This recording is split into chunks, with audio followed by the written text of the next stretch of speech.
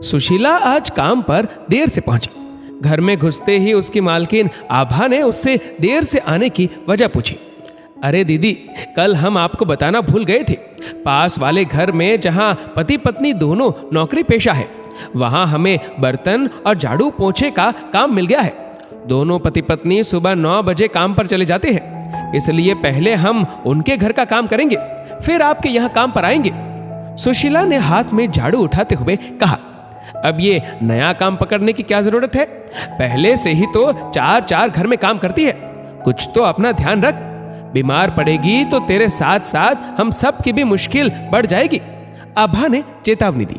सुशीला का परिवार 2 साल पहले ही गांव से शहर आया था। अपनी इकलौती बेटी का भविष्य बनाने सुशीला ने शहर आना ही उचित समझा। दीदी जी, मेरा पति शहर आकर बिल्कुल बदल गया है। जाने कैसे शराब पीना सीख गया। रोज पीता है, जरा जरा सी बात पर गुस्सा करता है। बेटी की पढ़ाई के लिए पैसे भी नहीं देता। बेटी के भविष्य की चिंता में मुझे रात को ठीक से नींद भी नहीं आती।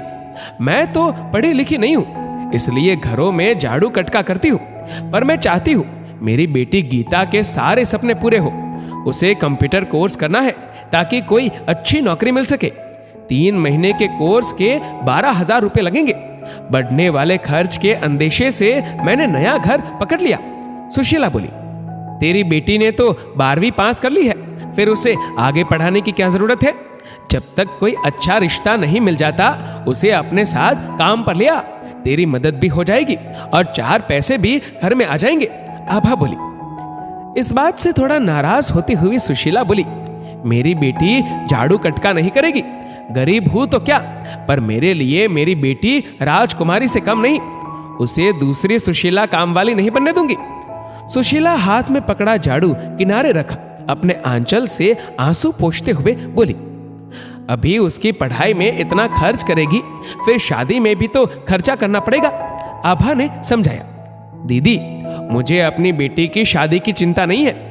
अपने पैरों पर खड़ी हो जाएगी तो सामने से चलकर अच्छे रिश्ते आएंगे, वह भी बिना दहेज के। सुशीला ने आत्मविश्वास के साथ कहा। तभी आभा की नजर अपनी 21 वर्षीय बेटी कनिका पर पड़ती है, जो अपने लिए किचन में सैंडविच बना रही थी। शायद उसने उन दोनों की बातचीत सुन ली थी। मम्मी, सुशीला आंटी अनपढ़ होते हुए भी बेटी का भविष्य किसमें सुरक्षित है ये बात समझती है, पर आप शिक्षित होते हुए भी। बोलते बोलते कनिका की आंखों से आंसू छलक पड़े। आभा स्तब्ध रह गई। 21 बरस की ही तो है कनिका।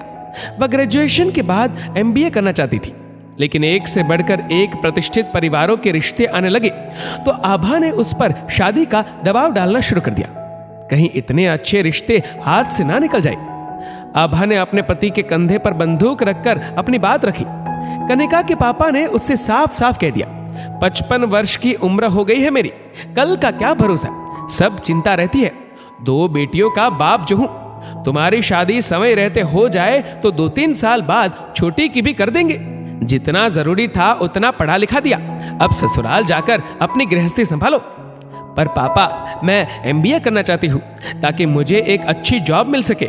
इसके लिए मुझे एजुकेशन लोन भी मिल जाएगा। अभी मैं सिर्फ 21 साल की हूँ।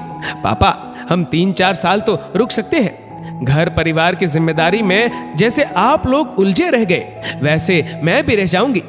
मैं अपना एजुकेशन लोन क्लियर करना चाहती हूँ। आप लोगों को प्लेन में बिठाना चाहती हूँ। अपनी 4 व्हीलर खरीदना चाहती हूँ। अभी तो शुरुआत है, आगे सारा आसमान है।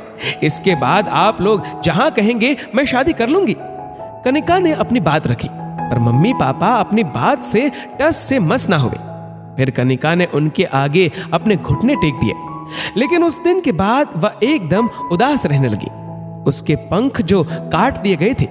लेकिन आज सुशीला की बातें सुन आभा को आत्मग्लानि का एहसास हुआ कि शायद उसने अपनी बच्ची के लिए सही फैसला नहीं लिया। मेरी बच्ची बेमन से ससुराल जाएगी तो खुश नहीं रह पाएगी और ना ही दूसरों को खुश रख पाएगी। आभा ने रात को अपने पति से इस बारे में बात की। अगली सुबह ऑफिस के लिए निकलते वक्त पापा ने कनिका से कहा, बेटा, MBA की एंट्रेंस एग्जाम कब होने वाली है? समय रहते फॉर्म भर देना। इसके लिए अच्छी कोचिंग क्लासेस में एडमिशन ले लेना। कनिका की आंखों में खुशी के आंसू थे। इस तरह माँ पापा ने अपनी बिटिया की जिंदगी में शिक्षा का उजाला भर दिया। दोस्तों, शादी के बाद हर लड़की अपने सपनों को पूरा कर पाए ये जरूरी नहीं, इसलिए समय रहते उसके सपनों को पूरा करने में उसकी मदद करें, उसे आत्मनिर्भर बनाए। दोस्तों, इस वीडियो को लेकर आपकी क्या राय है नीचे कमेंट करके जरूर बताएगा। और अगर आपको वीडियो अच्छा लगा हो तो इस वीडियो को लाइक करेगा, शेयर करेगा ज्यादा से ज्यादा लोगों तक, और ऐसे ही और भी इंस्पिरेशनल वीडियोस के लिए सब्सक्राइब करें हमारे यूट्यूब चैनल को और फेसबुक पर फॉलो करें हमारे पेज को। धन्यवाद।